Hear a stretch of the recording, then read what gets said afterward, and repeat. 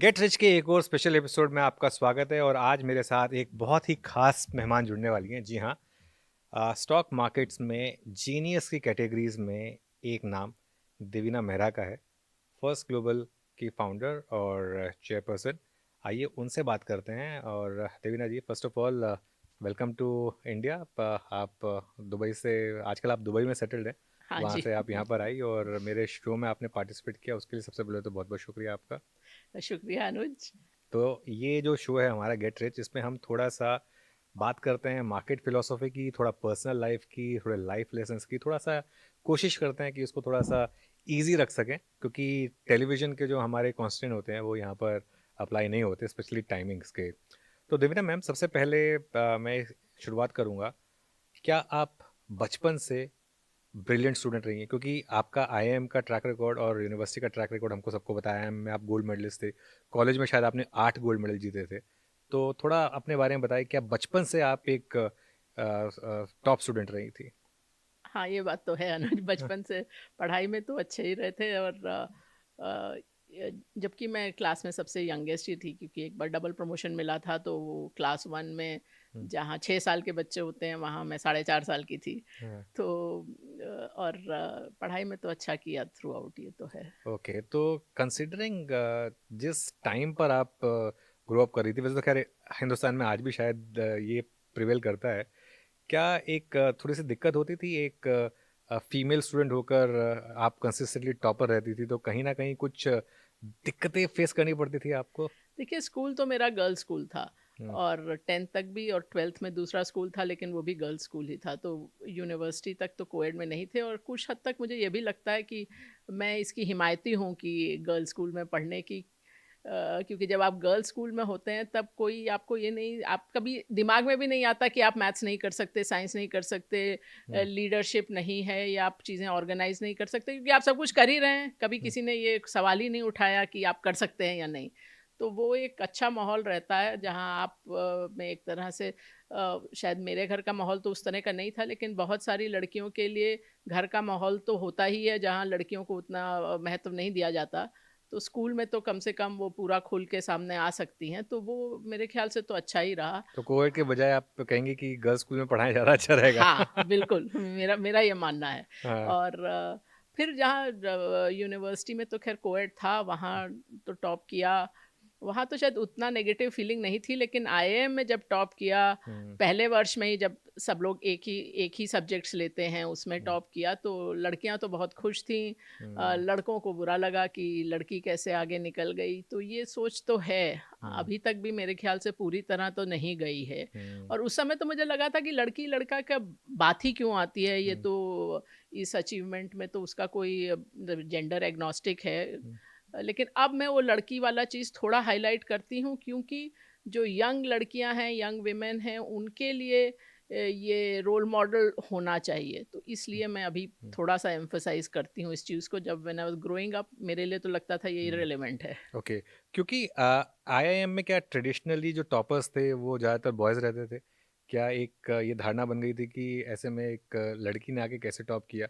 तो क्या उसकी कुछ दिक्कतें, अगर आप बता सकें कि किस तरीके की दिक्कतें फिर आपने आईआईएम में दिक्कत फेस तो की? कुछ नहीं आती है, लेकिन लोगों को अच्छा नहीं लगता है। हम्म, दिक्कत तो खैर क्या आएगी, लेकिन हम्म, लड़की थी, I was the youngest also, hmm, सबसे छोटी थी उम्र में भी। हम्म, और मैं इंजीनियर भी नहीं थी, मैं हम्म, बीए करके आई थी। तो वो सब चीज़ें कुल मिला के तो किसी ने सोचा नहीं था कि ऐसा स्टूडेंट टॉप कर सकता है, और ऊपर से लड़की। तो वो हम्म, तो है ही। अभी तक भी ये बात तो है। अभी तो स्टडीज़ इवन यूएस में ये दिखाती हैं कि अगर एक फैमिली में भी जब वाइफ की इनकम फैमिली इनकम के 40% से ज़्यादा होने लगती है, तो हस्बैंड की टेंशन बढ़ने लगती है। तो आज तक भी इवन यूएस में भी? इवन यूएस में भी, तो आज तक भी हम्म, आदमी लोगों को हाँ, ज़्यादा अपने से सफल किसी भी क्षेत्र में हम्म। लड़की या वाइफ या कुछ भी पसंद आता नहीं है। ऐसा क्यों? लेकिन मैं, अगर मेरी वाइफ अगर बहुत आगे पहुंच जाएगी तो मैं तो खुश होऊंगा कि चलिए ठीक है। होना भी चाहिए, हाँ,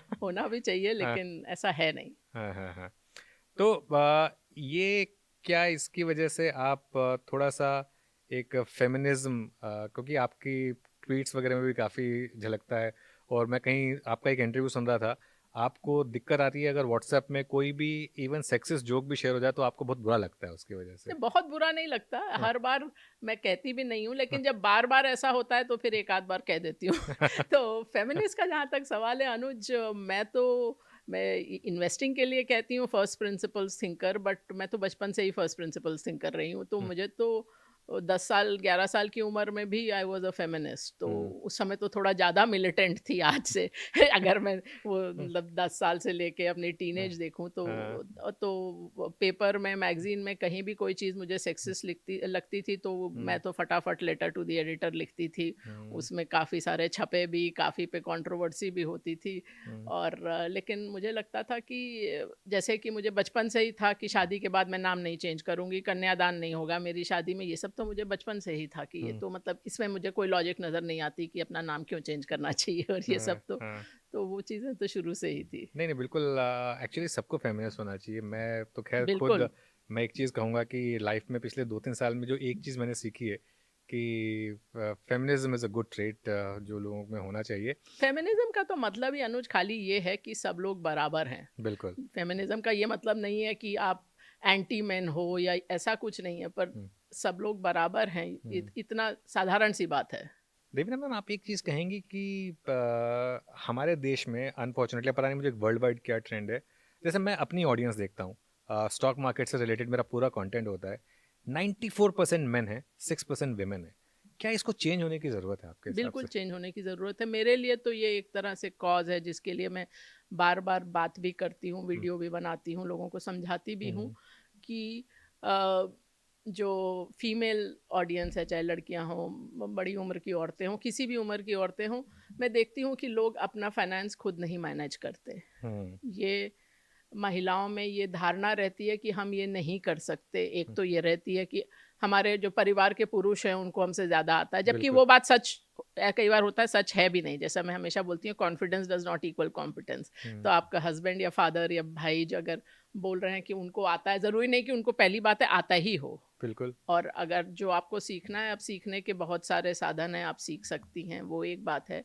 दूसरी बात एक ये भी रहती है कि महिलाओं पे बहुत भार रहता है। आप हुँ, अगर प्रोफ़ेशनल हैं, घर के बाहर भी काम कर रही हैं, घर के अंदर भी आप पे आपके ही सर पर है सब कुछ। चाहे आपके पास हेल्प है भी घर पे, खाना कोई और भी बना रहा है तो क्या चीज़ ख़त्म हो गई है और मेन्यू क्या है, ये सब बच्चों का शेड्यूल क्या है, बड़ों की दवाई क्या है, वो सब आपके सर पे है। तो बहुत चीज़ें महिलाओं के सर पे रहती हैं, उनको लगता है कि ये एक काम इन्वेस्टमेंट का हस्बैंड खुशी-खुशी करता है, उसको करने दो। हुँ, तो ये गलत सोच है। हुँ, और भी कई चीज़ें हैं, जैसे इक्विटी मार्केट में आएँगे तो कभी न कभी लॉस होगा।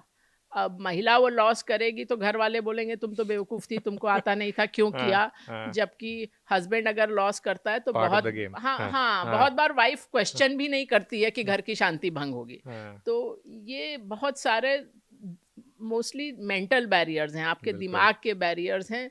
लेकिन जो सबसे इम्पोर्टेंट चीज़ है कि जब तक आप अपने फाइनेंस खुद नहीं मैनेज करेंगी, हुँ, खुद फाइनेंशियली इंडिपेंडेंट नहीं होंगी, तब तक रियल हुँ, इंडिपेंडेंस नहीं है आप। बिल्कुल। मैं अभी रिसेंटली एक जयपुर गया था, वहाँ पर मुझे बुलाया गया था एक जगह पर तो वहाँ पर मुझे एक चीज़ के लिए स्टैंडिंग ओवेशन मिला था, जबकि मुझे वो चीज़ काफ़ी नॉर्मल लगी थी और मैं उस पर आपका व्यू जानना चाहूँगा। मुझसे किसी ने पूछा कि सर अब मार्केट का टाइम बढ़ने वाला है, अब इवनिंग में भी ट्रेडिंग हुआ करेगी। तो अगर ऐसा हो गया तो फिर मेरी वाइफ तो ट्रेडिंग करती हैं। उन्होंने बोला कि अगर ऐसा हो गया तो फिर शाम को मुझे खाना कौन देगा? तो तो तो तो मैंने बोला कि आप एक काम क्यों नहीं करते? आप उनको ट्रेनिंग करने दीजिए, खाना आप बनाइए। हो सकता है वो आपसे बेटर ट्रेडर हों और आप उनसे बेटर कुक हों। तो इस बात पे मुझे वैसे स्टैंडिंग ओवेशन मिला था। लेकिन ये मतलब घर में ये चीज़ें डिस्कस होनी चाहिए। हो सकता है कि कोई किसी घर में वाक़ई में पुरुष के अंदर ज़्यादा अच्छी कॉम्पिटेंस है फाइनेंशियल किसी घर में हो सकता है कि महिला के अंदर ज़्यादा अच्छी फाइनेंशियल कॉम्पिटेंस हो। हाँ, और जहाँ तक थी घर की रिस्पॉन्सिबिलिटी का, जो घर की ज़िम्मेदारी होती है, वो जो महिलाओं पे बहुत ज़्यादा रहती है, हुँ, उस चीज़ के मैं खिलाफ़ हूँ। बचपन से ही मैं खिलाफ़ थी, तो मैंने तो हमेशा से ही शादी से पहले भी ये बोला था कि घर का काम आधा-आधा होना चाहिए। हुँ, खाली काम ही नहीं, सोच ये, अगर कोई पुरुष ये कहता है कि मैं अपनी वाइफ की हेल्प करूँगा घर पे। हुँ, तो इसका मतलब आप सोच रहे हैं कि काम तो उसका है, मैं उसकी थोड़ी सहायता कर दूँगा। हुँ, लेकिन काम क्यों उसका है? सब लोग घर पर रह रहे हैं, तो काम क्यों उसका है? हुँ, तो ये सोच बदलनी है, ये बहुत। और इसीलिए आप देखिए भारत में महिलाओं उतना ज़्यादा बाहर काम नहीं करती। जो हुँ, फीमेल लेबर पार्टिसिपेशन रेट है वो हुँ, बहुत ख़राब है। हुँ, मतलब आप बाकी विकसित देशों को तो जाने दीजिए, पाकिस्तान से भी नीचे है, श्रीलंका, बांग्लादेश से भी नीचे है, सबसे नीचे है। और उसके पीछे ये कारण है कि घर का भार महिला पर रहता है। तो हुँ, वो चीज़ जब तक आप, इसीलिए मैं कहती हूँ कि फीमेल लेबर पार्टिसिपेशन रेट में हुँ, जो कामकाज की जगह है वहाँ चीज़ें बदलनी तो एक चीज़ है, लेकिन सबसे ज़्यादा हुँ, आपको समाज को, परिवार को वहाँ बदलाव की ज़्यादा ज़रूरत है। हुँ। इसको अगर थोड़ा एक्सटेंड किया जाए एज़ डेविल्स एडवोकेट, तो क्या ये भी सही होना चाहिए कि घर चलाना या पैसा कमाना भी सिर्फ़ मेल रिस्पॉन्सिबिलिटी नहीं होनी चाहिए? उतना ही अगर इक्वल कंट्रीब्यूशन वाइफ़ की तरफ से भी आ सकता है, तो वो भी होना चाहिए हाँ, बेसिकली? होना चाहिए अगर लेकिन आप ये नहीं एक्सपेक्ट कर सकते कि वो घर के बाहर भी काम करे और 100%। घर का भी सँभाले। मैंने हुँ, तो कई बार ये अपने ग्रुप्स में भी पूछा है हुँ, कि पुरुषों से कि हुँ, आप लोग में से कितने हैं जो अपने माँ-बाप की दवाई का और खाने के बारे में अपनी वाइफ़ से ज़्यादा जानते हैं? चाहे आपकी वाइफ़ घर के बाहर काम करती हैं या नहीं। आज तक 100%। भी मुझे एक एक पुरुष ने नहीं कहा कि अपने अपने माँ-बाप का, लड़की के माँ-बाप का तो आप जाने ही छोड़ दीजिए। दीजिए, हाँ। तो आप वो भी नहीं जानते हैं हाँ, सब। वो फ़िल्म आई थी ना कि वो कि दवा छोड़ो मेरी बीमारी बता दो। शायद वो भी नहीं पता होता। नहीं, बिल्कुल सही बात कही आपने। हिंदुस्तान में कहते हैं कि जो ट्रैक रिकॉर्ड है मार्केट्स में वो काफ़ी ख़राब है। अगर ज़्यादा महिलाएँ पार्टिसिपेट करेंगी तो आपको लग रहा है कि शायद वो इम्प्रूव हो सकता है? क्योंकि मेंटल स्ट्रेंथ के मामले में मुझे ऐसा लगता है, जो मेरी रीसेंट मेमोरी रही है, कि शायद विमेन ज़्यादा स्ट्रॉन्ग होती हैं, और शायद स्टॉक मार्केट में अगर ज़्यादा विमेन पार्टिसिपेंट्स होंगी तो क्या सक्सेस रेशो आपको लगता है कि एक्चुअली बढ़ सकता है? देखना पड़ेगा। वैसे तो इंटरनेशनली जो स्टैटिस्टिक्स हैं उसमें तो ये होता है कि महिलाओं का सक्सेस रेट बेटर रहता है, लेकिन पुरुषों का कॉन्फिडेंस ज़्यादा रहता है। ट्रेडिंग में भी महिलाओं का सक्सेस रेट बेटर है मेन से? मुझे अभी मार्केट्स में उसका मार्केट्स में मार्केट्स, हाँ, मार्केट्स की मैं बात कर रही हूँ कि हाँ, महिलाओं का सक्सेस रेट बेटर होता है, बट पुरुषों का कौन? कॉन्फिडेंस ज़्यादा होता है। ओके, चलिए, तो ये ख़ैर आपसे बात हुई इस सब्जेक्ट को लेकर। उसके अलावा कोई और ख़ास मेमोरीज़ आपकी आईआईएम को लेकर? आपने आईआईएम से गोल्ड मेडल लिया, उसके बाद आपने शायद सिटी जॉइन किया, सिटी बैंक सिटी जो, बैंक जॉइन किया, हाँ और जी। आई थिंक 3-4 साल के अंदर ही आपने डिसाइड कर नहीं, लिया कि 7 साल थे वहाँ। 7 साल में आपने डिसाइड कर लिया कि बस अब नौकरी बहुत हो गई, अपना खुद का काम करना है। तो देखिए, जब ग्रेजुएट किया था तब सिक्योरिटीज रिसर्च नाम का कोई जॉब या कोई करियर था ही नहीं। हुँ, वो चीज़ एग्जिस्ट ही नहीं करती थी भारत में, थी ही नहीं। हुँ, तो वो जब ग्रेजुएट किया तो बैंक्स को अप्लाई किया था। पहले ही सिटी बैंक नंबर वन माना जाता था, वहाँ नौकरी मिल गई और कहीं इंटरव्यू ही नहीं दिया। तो पहले मैं वहाँ पर थी, तब वो मर्चेंट बैंकिंग कहलाता था, जो इन्वेस्टमेंट बैंकिंग कहलाता है, यही सब पब्लिक इशू और इस तरह के जो तो वहाँ उस डिपार्टमेंट में मैं 5 साल रही। वो रहना मैं 2 ही साल चाहती थी कि अब सीखना बहुत कम हो गया है, पर हुँ, वो होते होते 5 साल खिंच गया। और उसके बाद मैं 2 साल रही कॉरपोरेट क्रेडिट में, जो कि अच्छी ट्रेनिंग थी क्योंकि उसमें इंडस्ट्रीज़ और कंपनीज़ के बारे में जानने को मिला। हुँ, और एक फ्रेमवर्क के हिसाब से भी वो अच्छी ट्रेनिंग थी, क्योंकि आप बैंकर हैं, तो वो कंपनी जितना भी अच्छा करे, आपने तो जो उसको दिया है वो इतना ही वापस मिलेगा इंटरेस्ट के साथ। आपको कोई एक्स्ट्रा नहीं मिल जाएगा अगर 100%, कंपनी हाँ, ने बहुत हाँ, अच्छा किया। तो हाँ, एज अ बैंकर आपका फोकस ये रहता है बस कि रिस्क क्या है, पैसा डूब तो नहीं जाएगा, डाउनसाइड क्या है। हुँ, तो वो अच्छी ट्रेनिंग थी, क्योंकि आप सीधा अगर इक्विटी रिसर्च में आते हैं तो आपको तो सभी कुछ अच्छा लगता है। हुँ, कंपनीज तो बहुत अच्छी अच्छी कहानियां सुनाती हैं। हुँ, तो वो आपका फोकस रहता है कि हाँ रे, ये कंपनी तो बहुत ही अच्छा करेगी। तो ये जो बैंकिंग की ट्रेनिंग थी उस लिहाज से अच्छी थी। तो उसके बाद जो हुआ कि एक डॉक्टर मनमोहन सिंह का बजट आया जिसमें उन्होंने मार्केट ओपन की फॉरेन इंस्टीट्यूशनल इन्वेस्टर्स को। तो वो एक इम्पॉर्टेंट चीज़ थी, महत्वपूर्ण बात थी, क्योंकि हमको लगा कि अब बाज़ार बदलेगा। हुँ, अभी तक जो पुराने ट्रेडिशनल ब्रोकर थे, अब उसकी बजाय कुछ प्रोफेशनल काम का की इज़्ज़त होगी। सब इंटरनेशनल प्लेयर्स भी आएँगे यहाँ पर, तो वो एक चीज़ थी। मतलब सिटी बैंक से मैं जाना तो चाहती थी काफ़ी समय से, तो ये एक चीज़ थी। फिर दूसरी चीज़ थी कि उस समय एनएसई तो थी नहीं, बॉम्बे स्टॉक एक्सचेंज ने कहा कि हम लोग 71 71 नए मेंबरशिप देंगे प्रोफेशनल्स को। और वो उन्होंने उस समय डिस्काउंट पर वो कार्ड हाँ, निकाला तो था। उस हाँ। समय मार्केट प्राइस कार्ड का 2 करोड़ था, हम्म, ये 55 लाख पे था। हम्म, 55 लाख भी बहुत बड़ा रकम थी। अमाउंट था। हाँ, हाँ हाँ। हाँ, बट एट हाँ लीस्ट वहाँ से तो एक हाँ। चौथाई था। तो हाँ। लोगों ने तो मुझे कहा कि आप अप्लाई भी नहीं करो, आपको मिलेगा नहीं। बीएसई ब्रोकर्स क्लब है, उनके भाई-भतीजे बहुत हैं जिनको वो अपने इस रेट पे देंगे कार्ड। तो मैंने कहा अप्लाई तो करते हैं, देखा जाएगा। सो मैं जो एक बोलते हैं ना विजुअलाइजेशन ऑफ हाँ गोल, तो हाँ। मेरे हिसाब से वो बीएससी कार्ड हाँ जो बिल्कुल कहीं ऊपर नजर आता था, हाँ। वो सबसे बड़ा एग्जाम्पल है कि that visualisation of goals work. तो somehow everything fell into place. जो आपको बोल रहे हैं कि 5 साल मर्चेंट बैंकिंग में लगाए, जो नहीं लगाना चाहते थे, लेकिन हाँ। जब इसके लिए अप्लाई किया तो वो कैपिटल मार्केट एक्सपीरियंस आपको चाहिए था। हम्म, तो बैंकिंग में यही एक डिपार्टमेंट था जो काउंट करता था एज कैपिटल मार्केट हम्म, एक्सपीरियंस। हम्म, तो वो था। उसके बाद उन्होंने खैर बीएससी के ब्रोकर्स ने ट्राई किया नहीं देने का, जितना भी उनसे बन पड़ा। लेकिन आखिरी में मुझे 2 एक्स्ट्रा मार्क मिले अपने आईआईएम के गोल्ड मेडल के, जो मुझे मालूम भी नहीं था कि ऐसा मतलब उनके हम्म, स्कोरिंग सिस्टम में है कि इसके हम्म, लिए एक्स्ट्रा मार्क मिलेंगे। तो हाँ, उससे मैं I was over the cut off, तो मिल गया कार्ड मुझे। हम्म, तो उसके बाद तो खैर एफआईआईज आए तो हम लोग और उस समय कार्ड भी प्रोप्राइटरशिप ही होता था, हम्म, कॉर्पोरेट कार्ड का कोई सिस्टम नहीं था। तो वो मैसर्स देवीना मेहरा के नाम से ही वो बीएसई कार्ड था। फिर एनएससी आई, फिर बाद में कॉर्पोरेट मेंबरशिप भी आई।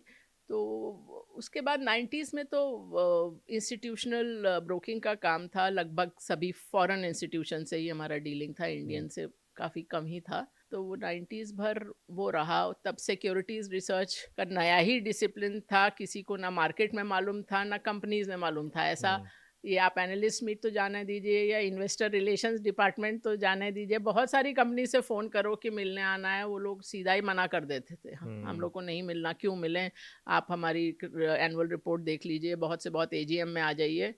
उसके आगे स्पेशली जो कंजर्वेटिव ग्रुप्स थे वो तो ऐसे ही करते थे। तो उस समय तो बहुत धूल फाकी और सारी चाहे हैदराबाद हो, एनसीआर हो, कहीं हम्म, भी हो, वो सब उसके बाहर जा जा के सब एक एक कंपनी से मिलना। कई बार कंपनी नहीं मिलती थी तो मैं तो फैक्ट्री पे पहुंच जाती थी कि कोई हाँ। तो मिलेगा, कोई कुछ बताएगा। बल्कि लेकिन आप कभी भी इससे वो निराश नहीं हुई? आपका इक्विटी रिसर्च में कॉन्फिडेंस था कि ये स्पेस बड़ी बनने वाली है? मतलब अब कितनी बड़ी बनेगी ये तो नहीं कह सकते थे, बट ये नई फील्ड है, हम्म, इंटरेस्टिंग फील्ड है। मुझे सबसे ज़्यादा मज़ा आता है कुछ नई चीज़ सीखने में। तो हम्म, ये नई फील्ड है।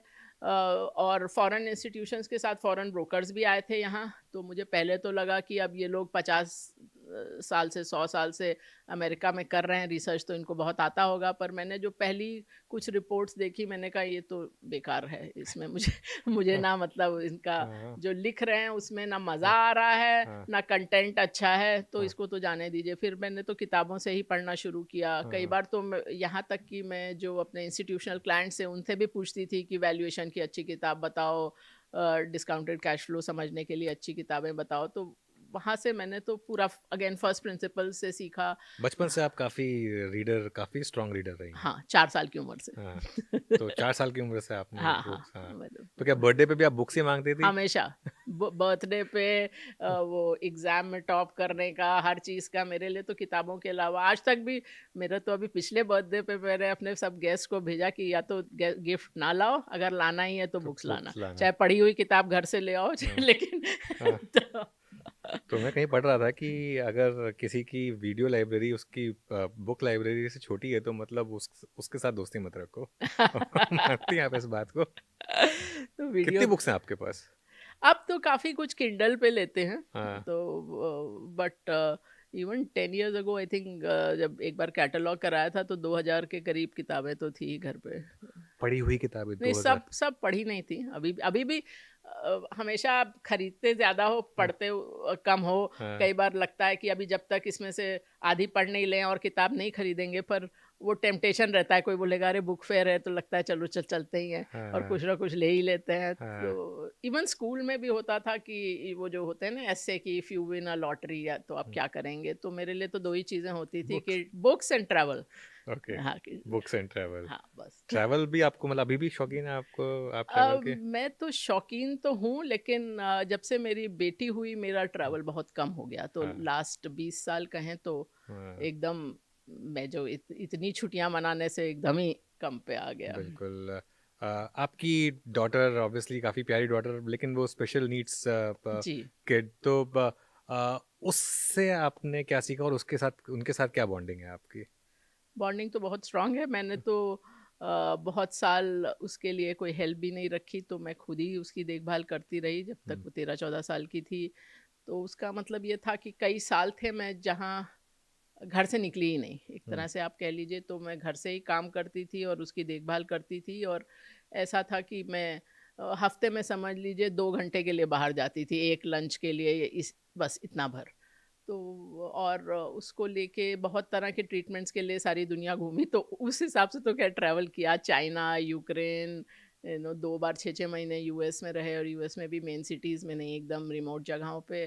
तो हरिद्वार में कई महीने रहे, तो वो तो सब किया। ये सब माँ बाप ही कर सकते हैं बच्चों के लिए, उसके बाद शायद आपको रियलाइज होता कि हमारे माँ बाप ने भी हमारे लिए क्या क्या किया होगा, या है ना? हाँ, लेकिन माँ ही ज़्यादा, और मेरी माँ ने भी उतना ही किया जितना मैंने किया अपनी हम्म, बेटी के लिए। बहुत समय तक तो मेरी हम्म, माँ ही मेरे हम्म, से ज़्यादा ही कर रही थी, बिल्कुल। तो वो भी ओके, लेकिन मैम आपने बात की रिसर्च हाउस की, एक चीज़ आपने हमेशा कही और हमेशा आपका एक व्यू, अभी आपने खुद कहा कि बैंकों का बिजनेस तो वैसे बड़ा खराब होता है, मतलब आपको चाहे बिजनेस कितना भी अच्छा करेगा, एक पर्टिकुलर अमाउंट ही मिलना है, और गलती से बिजनेस डूब गया तो आपका पैसा डूबने का भी रिस्क है।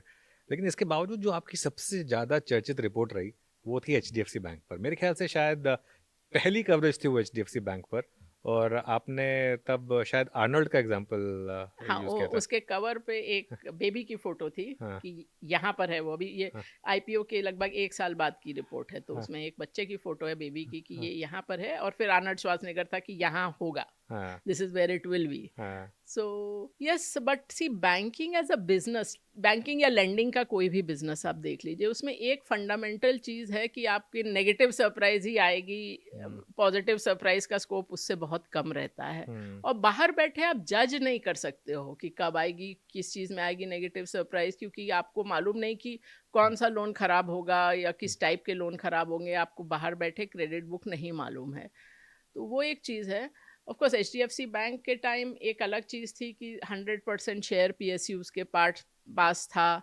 तो अब पहली बार अच्छे प्राइवेट बैंक्स आ रहे हैं तो कुछ शेयर वो ले जाएंगे, वो तो था। Plus HDFC bank also had कि they already had a brand name, मतलब हुँ, एचडीएफसी का नाम था। हुँ, तो उसके कारण उनको एक स्टार्टिंग एडवांटेज था जो बाकी जो बैंक्स उस टाइम आए उनको नहीं था। हुँ, वो तो सब था, पर मैं कहती हूँ कि उसमें प्लस प्लस फैक्टर भी था, क्योंकि अ, उसमें अधिकतर लोग सिटी बैंक के थे, तो आदित्यपुरी से लेके नीचे तक हाँ, हाँ, लोग सिटी बैंक के थे। उनमें से मेरे कुछ को आप जानती भी होंगी? सभी को ही लगभग जानते ही थे, हाँ, आदित्य ऑनवर्ड्स। हाँ, तो वो it was also a bet on the people, because हाँ, banking ultimately is about people, कि वो हाँ, लोग कैसे हैं, कैसे रिस्क मैनेज हाँ, करेंगे। खासकर जो उनके रिस्क के हेड थे, हाँ, वो मेरे लास्ट बॉस थे सिटी बैंक में। तो अच्छा, अच्छा, मैंने कहा कि रिस्क कम से कम हुँ, सेफ हैंड्स में है, तो ये हाँ, लोग इतनी बड़ी कोई बेवकूफ़ी नहीं करने वाले हैं। हाँ, तो हाँ, वो सब चीज़ें थी, तो इसलिए मैं बोलती हूँ कि अमेज़न जैसे हमारा एक और फेमस कॉल है, वो प्योरली नंबर बेस्ड कॉल था।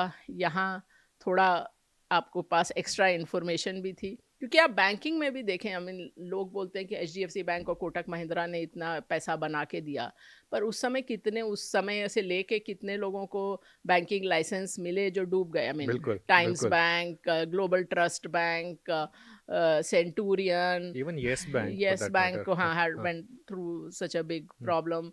तो ये तो मतलब प्राइवेट सेक्टर में, पब्लिक सेक्टर में भी कितने बैंक्स को एमलगेमेट करना पड़ा। तो हुँ, banking is a tough business, हुँ, आसान काम नहीं है। हुँ, मतलब आप खाली सर्वाइवर्स और सक्सेसेस को देख रहे हो, जो सफल हो गया आपके सामने हुँ, वही आप एग्जाम्पल रटते रहते हो, लेकिन हुँ। बहुत सारे ऐसे हैं जिनको आप भूल गए हो। तो अभी आर्नोल्ड थक गया या फिर वापस कमबैक करेगा? अभी तो देखते हैं। अभी मतलब अब सी उस समय बैठे हुए भी आप ये नहीं कह सकते थे कि 25 साल एचडीएफसी बैंक इतना अच्छा करेगा। अब मैं कहूँ कि मुझे तब बैठे ये मालूम था, हुँ, ऐसा कि ऐसा ऐसी, तो किसी को नहीं पता ऐसा होता। किसी को नहीं मालूम बिल्कुल, होता। किसी के पास वो जादू की छड़ी बिल्कुल, नहीं होती कि मल्टी बिल्कुल, बैगर कौन सा होगा। आदित्य पुरी को भी नहीं मालूम था, जेफ बेजोस को भी नहीं बिल्कुल, मालूम था। बिल्कुल, तो बिल्कुल। आप किसी टाइम किसी स्टॉक को रेकमेंड करते हैं, बहुत से बहुत आपके सामने इतना भर हो सकता है कि हाँ ये डबल हो जाएगा या ट्रिपल हो जाएगा, दुगना हुँ, तिगना हो जाएगा। उसके आगे आप हुँ, कंपाउंडिंग वो आपको देखना पड़ता है, बिकॉज आप कोई भी ये बोले कि हमारे पास ये दूरदृष्टि है, तो अगर ऐसा ही होता तो वॉरेन बफेट का ही आप देख लीजिए। हुँ, वो 2 साल में अपने जितने स्टॉक्स खरीदते हैं उसमें 85 से 90% स्टॉक्स 2 साल में निकाल देते हैं। तो जब हाँ, खरीदते समय किसी को नहीं मालूम होता कि कौन सा इतना अच्छा करेगा। जो भी आपको ये बोल रहा है वो गलत बोल रहा है, क्योंकि दुनिया में आज तक कोई इन्वेस्टर या फंड मैनेजर नहीं हुआ हुँ, जिसके, आप सब पिक्स तो छोड़ दीजिए, 50-60% पिक्स भी मल्टी बैगर हुए हैं, ऐसा किसी का ट्रैक रिकॉर्ड नहीं है, क्योंकि ये सब भविष्य की बातें हैं, भविष्य किसको मालूम है। तो 3 या 4 ही मल्टीबैगर चाहिए वैसे आपको अपने करियर में। हाँ, वो बात अलग है। तो हाँ, वो तो लेकिन उसमें पोज़ीशन साइज़िंग होनी चाहिए फिर। जैसे मतलब वॉरेन बफेट भी बोलते हैं ना कि अभी 70 साल जितने भी हो गए उनको इन्वेस्ट करते हुए, कि 1 दर्जन मेरे ऐसे डिसीजंस हैं जिससे मेरा परफॉर्मेंस आया है, उसको निकाल दीजिए तो हाँ, मेरा परफॉर्मेंस बहुत ख़राब है। और वैसे तो 20 साल में उन्होंने वैसे भी एसएनपी को बीट नहीं किया है वो अलग बात है। या आप राकेश को देख लीजिए, उन्होंने भी सैकड़ों स्टॉक्स लिए, तो पैसा तो 3-4 3-4 में बना। बिल्कुल, टाइटन, टाइटन, लुपिन हाँ, क्रिसिल, लुपिन हाँ, और एक आध और। हाँ। जबकि इतने साल जब उनसे मिलते थे तो बहुत स्टॉक्स की बहुत उन्होंने स्टॉक्स बात की की। बात हुई, बिल्कुल, हाँ। लेकिन एक चीज़ थी राकेश के साथ एक कन्विक्शन था जिस स्टॉक में उसने बड़ी बेट ली फिर। जैसे टाइटन में मैसिव बेट ली वहाँ पर फिर। हाँ, मतलब बेचा नहीं एक तरह हाँ, से। हाँ, सी वो राकेश पे एक किताब आई थी, उसमें बहुत कुछ लिखा हुआ था, लेकिन मेरे लिए उन्होंने वो लाइन ऐसे ही लिखी हुई थी उस किताब में, लेकिन मेरे हिसाब से वो किताब का सार वही था हाँ, कि राकेश ने बोला कि मैंने बहुत पैसा बनाया 1989 टू 92 में, 2003 और टू 2007 में, और एक पीरियड और था, 3 पीरियड का उन्होंने नाम लिया कि इसमें बहुत पैसा बनाया। बीच में 5-5 साल ऐसे भी थे जिसमें मैंने कोई पैसा नहीं बनाया। तो वो जो चीज़ है ना, जो आपको मालूम है कि इक्विटी मार्केट में फेजेस रिटर्न आते हैं। हाँ, हाँ, रिटर्न हाँ, वॉलेटाइल है, ये हम लोग थ्योरी में हम लोग सबको मालूम है। प्रैक्टिकल लेकिन में प्रैक्टिस में आप जब मार्केट कहीं नहीं जा रही है या नीचे जा रही है, आप उस समय ये भूले ना कि हाँ, रिटर्न, डिसिप्लिन रखें उस हाँ, कि समय। रिटर्न लंपी होती है। आप हुँ, देखिए तो 1994 से लेके 2003 तक वो 9 साल का पीरियड था, सेंसेक्स का जीरो रिटर्न था, जीरो। बिल्कुल, बिल्कुल। और incidentally that was also the period जिसमें एफआईएस का पैसा आया पहली बार, और हाँ, 9 साल फिर भी मार्केट नहीं चला। हाँ, लेकिन 2003 टू 7 में फिर 6 गुना हो गया। बिल्कुल, बिल्कुल। एक इनका एक स्टॉक का भी एग्ज़ाम्पल था, क्रिसिल का स्टॉक 10 साल नहीं चला, जब चला तो 2 साल में ही वो 5 या 6 गुना हो हाँ, गया था। वो लेकिन मैं उसमें किसी को इतना बड़ा क्रेडिट नहीं दूंगी कि हुँ, आप 10 साल तक बैठे रहें और फिर एक बार वो चले तो आप हुँ, बोले आई एम राइट। तो हाँ, मतलब दैट इज आल्सो नॉट, हाँ, that's not the right way. That's मतलब not the right approach. Stocks के लिए but overall at market level आपको मतलब मार्केट लेवल में आपको मतलब कई बार वही होता है कि हुँ, आपका अचानक से 2 साल में या हुँ, कुछ ही दिनों में वो हुँ, रिटर्न आ जाता है। इसीलिए मैं कहती हूँ कि जब क्रैश का बड़ा डर नहीं हो, हुँ, तब आपको निवेशित रहना चाहिए, जो भी आपका इक्विटी एलोकेशन है। बिल्कुल। मतलब सौ तो प्रतिशत इक्विटी एलोकेशन नहीं होना चाहिए, लेकिन हुँ, जो भी है, क्योंकि अगर आपने ये हम लोगों ने डेटा देखा था कि 40 साल में आप 10 दिन भी मिस कर दें, जो 10 बेस्ट दिन हैं, तो हुँ। 2 तिहाई रिटर्न निकल जाता है। देखिए ना मैम, 2003 से 7 की बुल मार्केट एक ऐसी बुल मार्केट थी जिसमें बाय एंड होल्ड करके बड़ा पैसा बना। ये वाली जो बुल मार्केट रही है इसमें बाय एंड होल्ड पे भी पैसा बना है, लेकिन इसमें सबसे ज़्यादा पैसा बना है मोमेंटम इन्वेस्टिंग में। आ, आपकी क्या थॉट प्रोसेस है इसमें momentum investing versus value investing को लेकर? देखिए, एक तो अब आप मोमेंटम बोल रहे हैं, वैसे वैल्यू वर्सेस ग्रोथ बहुत लोग पूछते हैं। हाँ, हाँ, तो कोई भी थीम हमेशा रन नहीं करती है, तो इसीलिए आपको कभी नहीं मतलब आपको शादी नहीं कर लेनी चाहिए एक पर्टिकुलर स्टाइल से या एक पर्टिकुलर सेक्टर से हुँ, या एक पर्टिकुलर थीम से, क्योंकि वो सब बदलता रहता है। बाजार का ये नियम है हुँ, कि हमेशा वही देश भी आउट परफॉर्म नहीं करेंगे, वही एसेट भी आउट परफॉर्म नहीं करेगा, वही सेक्टर भी आउट परफॉर्म नहीं करेगा, वही स्ट्रैटेजी भी आउट परफॉर्म नहीं करेगी। तो आपको हुँ, समय के साथ कुछ ना कुछ बदलाव लाना होता है। प्योर मोमेंटम इन्वेस्टिंग या मैं बोलूँगी या pure technical analysis based investing is dangerous. And it's I dangerous. And I speak as हम लोग के पास 20-25 साल से रिफाइन किए हुए सिस्टम्स हैं। हुँ, हुँ, बहुत सारे लोग जो टीवी पे आते हैं, किसी टाइम हम लोग के पास काम किया, वो लोग वही हैं जहाँ हम लोग 15 साल पहले थे, लेकिन जितना भी आप उसको रिफाइन कर लीजिए, उसके सिग्नल बहुत नॉइजी होते हैं। जहाँ टेक्निकल एनालिसिस या ये momentum helps you is timing of the trade that you have identified. आपको फंडामेंटली आपने देखा कि ये चीज़ अच्छी लगती है, तो फिर या बुरी लगती है फॉर दैट मैटर, तो उसका बाय या सेल का टाइम आपको टेक्निकल से देखें। टेक्निकल से पता लगता है कि हाँ, वैल्यूएशन बहुत स्ट्रेच हो गया, तो अभी थोड़ा और चलेगा या आप निकल ही जाएं। तो इस तरह की चीज़ में वो हेल्प करता है। या जैसे हुँ, पिछले साल हम लोग जापान को देख रहे थे कि हुँ, जापान का लगता है बॉटमिंग के आसपास है, कंफर्मेशन आ जाए तो ओवरवेट हो, तो वो आया कंफर्मेशन, फिर हम लोग ओवरवेट हुए। अभी चाइना देख रहे हैं, अभी हम्म। लग रहा है शायद, अभी पक्का नहीं है हम्म। तो तो देवीना मैम, आपका इतना लंबे जो करियर रहा है उसमें आपकी 3-4 बेस्ट इन्वेस्टमेंट्स क्या रही हैं और उनके पीछे फिलॉसफी क्या रही है? देखिए, फिलॉसफी तो इवॉल्व होती है, और जैसा कि मैंने कहा कि जो तीन चार बेटर बेस्ट हैं, जैसे मतलब जैसे आपको मेमोरेबल कॉल बोला, HDFC बैंक सबसे मेमोरेबल है, या अमेजोन है। हम्म। अमेजोन जब $15 पे था, जो स्लेट एडजस्टेड मतलब 75 सेंट पे, आफ्टर द टेक क्रैश, हाँ। जब पूरा वॉल स्ट्रीट ने बोला था कि ये कंपनी बैंकरप्ट होने जा रही है, पता नहीं वो लोग क्या देख रहे थे, क्योंकि हम लोग ने तो नंबर्स देखे, तो देखा लास्ट क्वार्टर ऑफ 2000 पहली बार उन्होंने बड़ा कैश फ्लो बनाया था, हम्म। करीब $250 मिलियन, ऐसा कुछ नंबर था। तो हमें तो लगा कि पहली बार ऐसा हुआ है कि अभी बैंक्रप्सी का रिस्क खत्म हो गया है। और उस समय जो पूरा का पूरा वॉल स्ट्रीट, जो किसी समय में बाय बाय बाय होता था अमेजोन पे, सबका सेल था, हम्म। और हमारा स्ट्रॉन्ग बाय था। तो जेफ बेजोस ने हम लोग को ईमेल भी लिखा, thanks for the support because आज was the only by.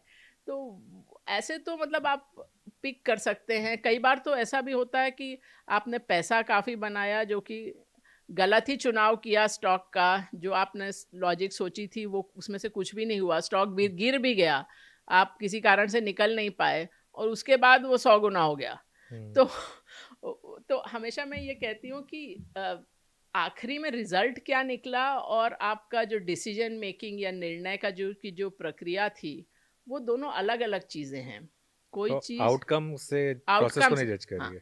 Outcome से प्रोसेस को नहीं जज करना है। हाँ। तो वो चीज़ आपको हमेशा सोच के रखनी है कि उस समय अगर आप कोई चीज़ को देखते, तो वो उस समय का डिसीजन ठीक था कि नहीं था।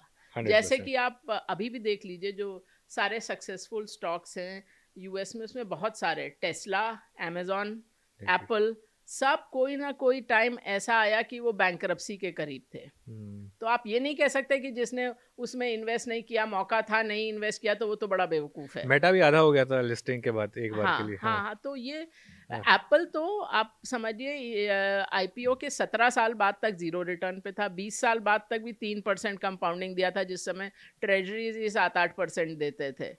तो टेस्ला तो कितनी बार बैंकरप्सी के करीब गया, 10 साल कोई रिटर्न नहीं दिया। उसके बाद 2-3 साल में ऐसा रिटर्न आया कि आपको लगा कि अरे उसमें ही इन्वेस्ट कर लेना चाहिए था। तो ये सब चीज़ें आपको ट्रैप करने वाली होती हैं। आप इंडिया में भी देखो, कई बार लोग बोलेंगे कि अरे उसके दादा या दादी ने इन्वेस्ट किया हिंदुस्तान हाँ। लीवर में, या हाँ। एचडीएफसी बैंक में भी, हाँ। तो देखो कितना पैसा बन गया। आप भूल जाते हैं कि उस समय और कितने स्टॉक्स थे जिसमें तो इन्वेस्ट जीरो कर, हो गए। हाँ, तो जीरो हो गए। आप ओरिजिनल सेंसेक्स लिस्ट देख लीजिए, हाँ। उसमें सब Mafatlal group, JK group, Scindia group, ये this Premier Automobile, Hindustan Motors, ऐसे सब स्टॉक्स हैं। हम्म। और वो भी नहीं कि ऐसा कोई मतलब फ्लाई बाय नाइट कंपनी सी, वो मैं सब। मेरी खुद की मेमोरी 2003 से 7 की अगर मैं देखूं तो जेट एयरवेज था, हाँ, सुजलोन था, पूंज लॉयड था, हाँ, जीपी एसोसिएट शायद निफ्टी का हिस्सा था हाँ, एक हाँ, समय था पे। ना, था ना, हाँ। सत्यम था, सत्यम था। हाँ। रिलायंस पावर, हाँ। रिलायंस, हाँ। तो वो हाँ। सब भी चीजें थी, हाँ। तो वो बिल्कुल बिल्कुल। और बैंकरप्ट हो गई कंपनियां, फॉरगेट हाँ, अबाउट कि हाँ, मतलब। हाँ, रिटर्न नहीं आया, ये हाँ। तो मतलब हाँ। कंपनियां ही गायब हो जाती हैं। मैं तो हाँ। यही बोलती हूँ कि आप अभी जैसे जो स्मॉल कैप का बूम आता है, लोग सोचते हैं कि सभी कुछ अच्छा ही अच्छा होगा। मैं हाँ। कहती हूँ कितनी कंपनियां तो शून्य में विलीन हो जाती हैं। हाँ। आप समझ लिए, अभी 4,100 कंपनीज एक्टिवली ट्रेड करती हैं। हाँ। टोटल लिस्टिंग आज तक कितनी हुई हैं? बिल्कुल। 1990s में तो कई साल थे जिसमें 1200-1300 लिस्टिंग्स हुई। क्योंकि ये थोड़ा सा इक्विटी में एक हमारा ये एक शायद या तो रोमांटिक हो जाते हैं हम इस चीज़ को लेकर कि काश इसमें इन्वेस्ट किया होता, काश आयशर मोटर्स की बुलेट हाँ, लेने की बजाय उसका शेयर ले उसके लिया शेयर होता। ले लिया होता। हर कोई ऐसे सोचेगा तो फिर तो शेयर भी नहीं चलेगा। हाँ। नहीं नहीं, अच्छा। और आपने रोमांटिक की बात की, ये जिस जमाने में अब तो मनी मैनेज करते हैं, पहले जैसे आपको बोला ब्रोकर थे इंस्टीट्यूशंस को, तो मुझे याद है एक बार एक फंड मैनेजर को मैंने कहा था, don't fall in love with your stocks, hmm. और उन्होंने बड़ा ड्रीमिली ऊपर देख के बोला था, लेकिन प्यार तो हो ही जाता है। मैंने कहा मैंने कहा प्यार खाली अपने परिवार और मित्रों से करिए, हाँ। स्टॉक मार्केट का एक ही ध्येय है कि आपको पैसा कमा के दे, वहाँ वो हाँ। प्यार करने वाली जगह नहीं हाँ, है। और जैसा आपने बोला, और शादी तो करनी नहीं है स्टॉक के साथ। प्यार तो खैर, प्यार ही नहीं करना तो शादी तो खैर करनी नहीं है बिल्कुल भी। एक बहुत अच्छी बात बोली आपने, मैं थोड़ा सा सोचा था इसके ऊपर आऊँगा, उससे पहले मैंने थोड़ा आपका मार्केट पे बात कर ली। Power of visualisation. जी। आपने कहा कि आपने एक पावर ऑफ विजुअलाइजेशन की कि मुझे बीएससी कार्ड मिल गया। हाँ, मिल गया। तो क्या आप इसमें फर्म बिलीवर हैं पावर ऑफ विजुअलाइजेशन में, और इसकी पावर बताइए, क्योंकि मुझे कई बार लगता है कि मैं भी कई बार सोचता हूँ कि मैं 10 साल के बाद यहाँ आऊँगा यार। मैं जैसे, चलिए मैं पहले आपसे जानना चाहता हूँ, फिर मैं अपनी एक छोटी सी आपको स्टोरी बताऊंगा। पहले आप बताइए कि इसमें क्यों बिलीव करती हैं आप? Visualisation, affirmations also. हम्म। कभी किसी विजुअलाइजेशन में होता है कि आप मेडिटेटिव स्टेट पे जाकर आप वो चीज़ देख रहे हैं कि ये तो हो गई, मतलब हम्म। नॉट कि होगी, हम्म। हो गई। हम्म। एंड देयरफॉर आप मन में धन्यवाद भी कर रहे हैं, दिस ग्रैटिट्यूड, दिस थैंकफुलनेस, कि ये हैप्पीनेस कि आपका हो गया ये काम, ये चीज़ आपको मिल गई।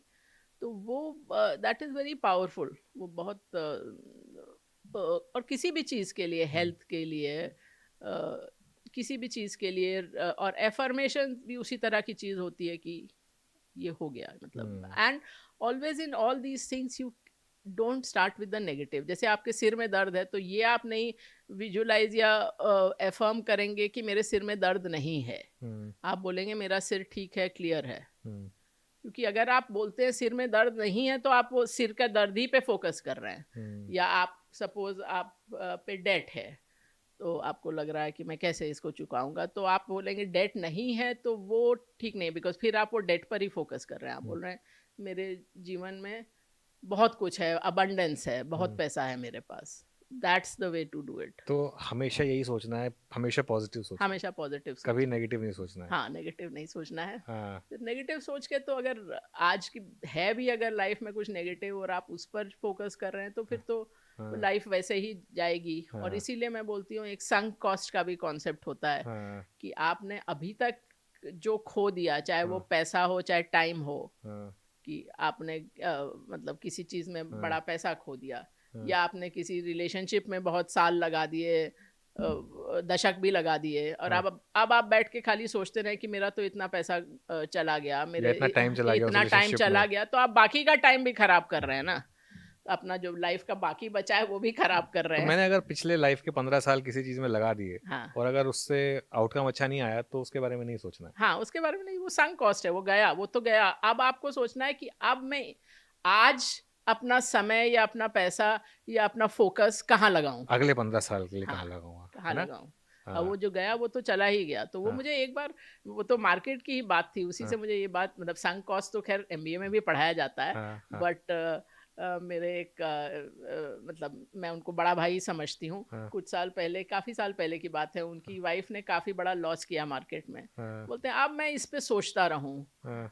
इस पे परेशान हूँ, हाँ। और फिर उससे लड़ाई भी करूँ, हाँ। तो उससे मेरा पैसा तो वापस नहीं आ रहा है, हाँ। उससे मैं अपना लॉस बढ़ा रहा हूँ, कि बिल्कुल। घर की शांति भी भंग की, अपनी मानसिक शांति भी भंग की। तो अब तो वो लॉस तो हो गया, उसको भूल जाओ। हम्म। अब कम से कम उसका लॉस को और कंपाउंड मत करो। नहीं नहीं, एक होता है मॉनेटरी लॉस, एक होता है पर्सनल लॉस। हाँ जी। मॉनेटरी लॉस में तो चलो ठीक है, कह सकते हैं आप।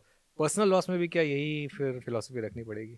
हाँ, बिल्कुल वही बोल रहे हैं ना, कि नहीं तो आप आपने आगे के साल खराब कर रहे हो ना, हम्म। कि ये हम्म। सोच के कि मेरा ये टाइम खराब गुजरा, हम्म। आप और टाइम खराब कर रहे हो उसके हम्म। ऊपर। ओके, क्योंकि मैं आपको बताऊं, जिसमें कहा कि पावर ऑफ विजुअलाइजेशन, जब मैंने सीएनबीसी ज्वाइन किया था, हम्म। तो मैंने अपने दोस्त के साथ बैठ के बोला था कि एक दिन मैं मैनेजिंग एडिटर बनूंगा। और ये मैंने अपने आप को विजुलाइज किया था, और मैं मतलब जिस दिन बना था तो मुझे लगा था कि हाँ ठीक है, वो जो मैंने शायद उस दिन सोचा था वो आज सच हुआ है। तो मैं भी इस चीज़ में बिलीव रखता हूँ। आपने बोला कि एक इस चीज़ पर कि अगले 15 साल के बारे में सोचिए। ग्रैटिट्यूड की कितनी इंपॉर्टेंस है आपकी लाइफ में? क्या चाहे अच्छा हो या ख़राब हो, आप हमेशा उन चीज़ पर फोकस करती हैं जो आपकी लाइफ में अच्छी हो रही हैं, और बिल्कुल। उसके लिए ग्रैटिट्यूड, तो ग्रैटिट्यूड की क्या हाँ, इंपॉर्टेंस? बिल्कुल ग्रैटिट्यूड की, या आप बोलिए काउंटिंग योर ब्लेसिंग्स। हम्म। वो वो चीज़ बहुत इंपॉर्टेंट है, क्योंकि लाइफ में बहुत परेशानियाँ आती हैं। आप परेशानी पे ही फोकस रहोगे, तो आप ये नहीं देख रहे हो कि हम और आप हैं, घर में आपके कोई ना कोई परिवार है, या आपके मित्रगण हैं जो आपको चाहते हैं, आपके पास घर है सबसे पहले। हम्म। हम्म। दुनिया में कितने लोगों के पास घर नहीं है, आप बिल्कुल। जो खाना पीना चाहते हो वो खा पी सकते हो, आप हम्म। ये प्रोग्राम शायद स्मार्टफोन पे देख रहे हो। हम्म। तो आप सोचिए दुनिया में कितने लोग हैं जिनके पास ये सब चीज़ें नहीं हैं। हम्म। तो आपको तो कितनी चीज़ें हैं जिसके लिए आपको हमेशा थैंक यू कहना है, हमेशा हम्म। ग्रेटफुल रहना है, हमेशा धन्यवाद कहना है। तो वो तो आप लाइफ में देखो तो आपका मतलब आपको पानी मिल रहा है, खाना मिल रहा है, हवा मिल रही है, यहीं से आप शुरू कर सकते हो। आप अपने पूरे शरीर को देखिए तो शरीर में कितने सारे सिस्टम हैं जो 24/7 काम करते हैं, आपका 100 बिना इस बारे में सोचे हुए। Exactly exactly. मेरी उंगली की सर्जरी हुई करीब 1 महीने पहले, 15 मतलब कुछ 2-3 हफ्ते पहले। अब मुझे रियलाइज हुआ एक छोटी सी इस उंगली की कितनी वैल्यू, जो चीज़ें हम एज्यूम कर लेते हैं लाइफ में कि चलती रहेंगी नॉर्मली, वो हल्की सी डिस्टर्ब हो जाए तो एकदम से हाँ, लाइफ तो पलट जाती है। मैंने एक एक ग्रैटिट्यूड प्रोग्राम किया था बॉडी का। हाँ। 28 दिन वो बॉडी का एक-एक सिस्टम क्या-क्या काम करता है, एक-एक ऑर्गन क्या-क्या काम करता है और हम्म, उसके लिए उसको थैंक करने का। हम्म, तो वो समझ में आया कि इतनी चीज़ें आप सोचते भी नहीं हो कि बॉडी कितने फंक्शंस कर रही है।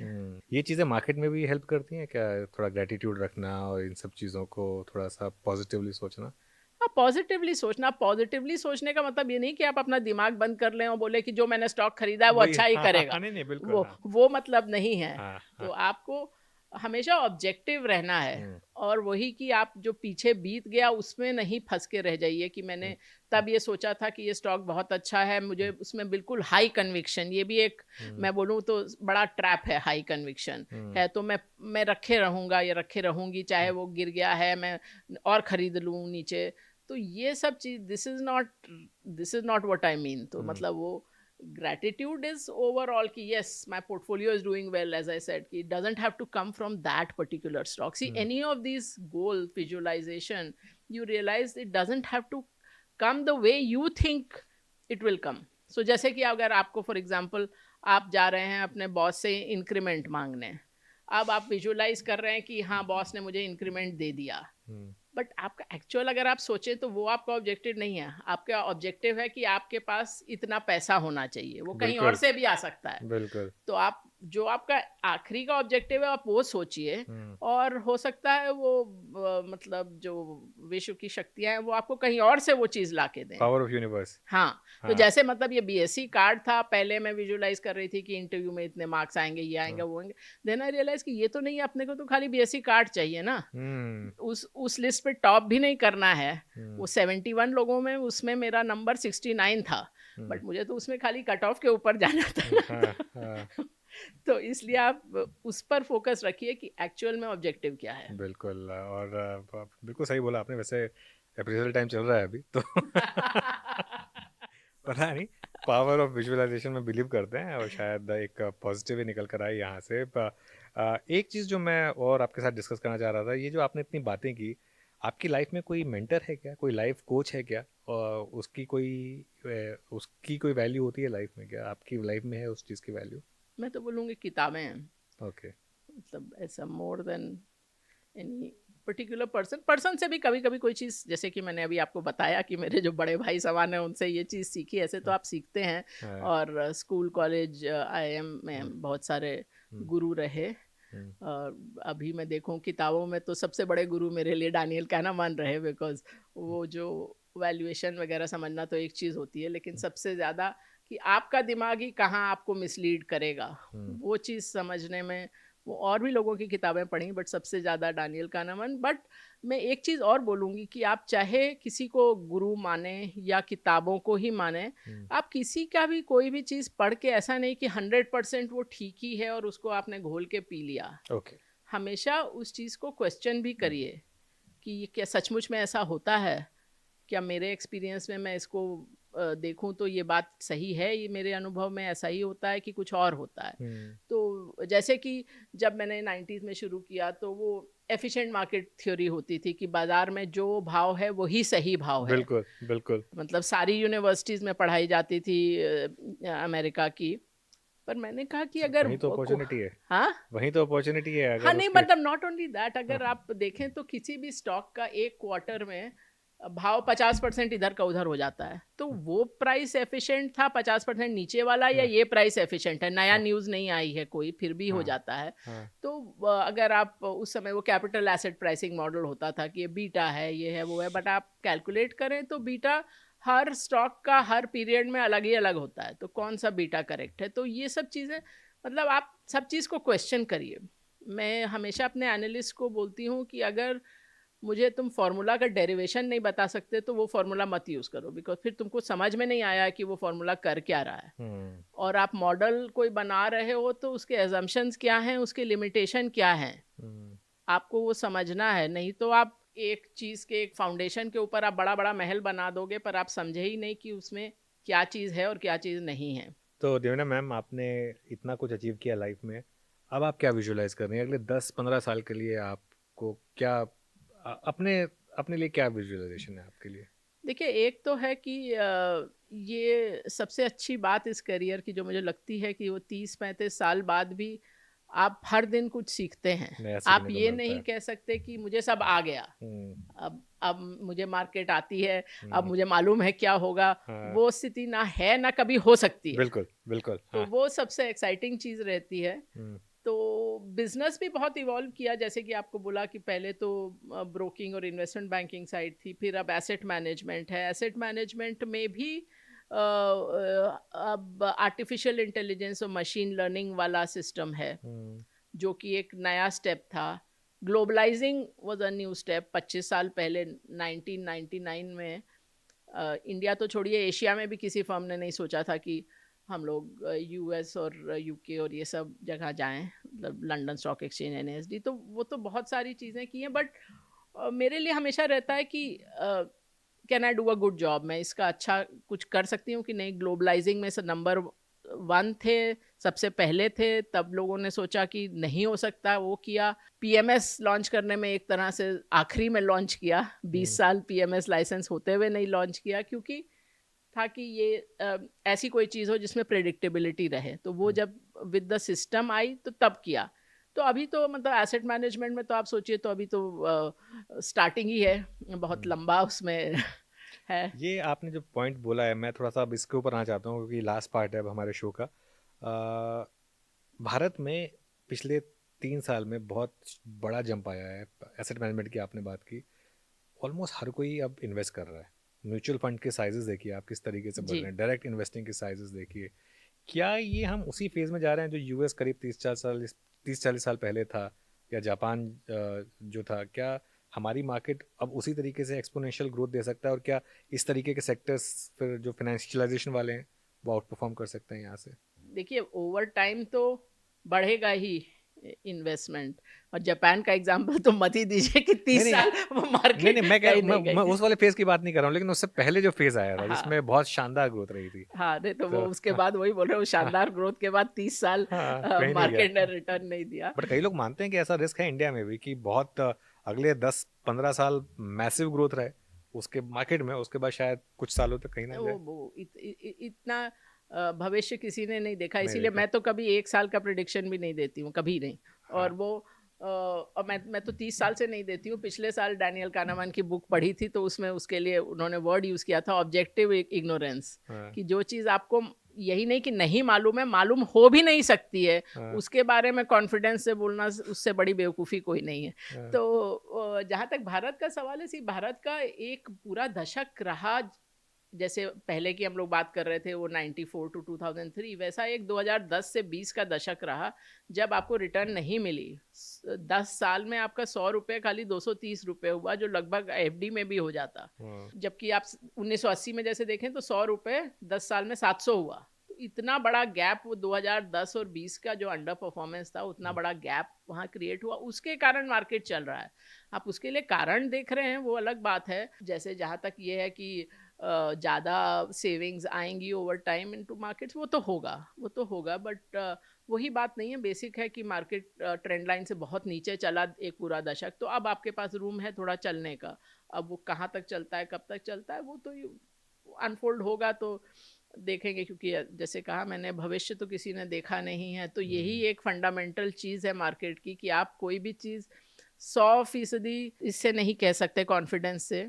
आप 2020 के बिगनिंग में ही देख लीजिए, किसको मालूम था कि हमारी लाइफ ऐसे हो होटल, जाएगी। ट्रैवल, रिटेल सब जीरो हो जाएगा। और अगर मैं आपको बोलती कि वो जीरो हो जाएगा, तो क्या आप बोल सकते थे कि बुल रन आएगा? वो भी एक बात है ना। तो हम लोग बिल्कुल। पीछे देखते हैं तो हम लोग को हर चीज़ के लिए कारण मिल जाता है। वो हम्म। एक किताब है, everything is obvious once you know the answer. हाँ, हाइंडसाइट इज 2020। फोरसाइट चाहिए हमको 2020, वो शायद होगी नहीं। तो खैर, फ्यूचर पता नहीं किसी को, पास के बारे में सोच के फ़ायदा नहीं है, तो प्रेजेंट में जिए, ठीक है ना? हाँ जी, बिल्कुल। बिल्कुल देवीना मैम, बहुत अच्छा लगा आपके साथ बात करके, 1 घंटा कैसे निकला पता भी नहीं चला। थैंक यू सो मच आज हमारे साथ बात करने के लिए। Thank you Anuj.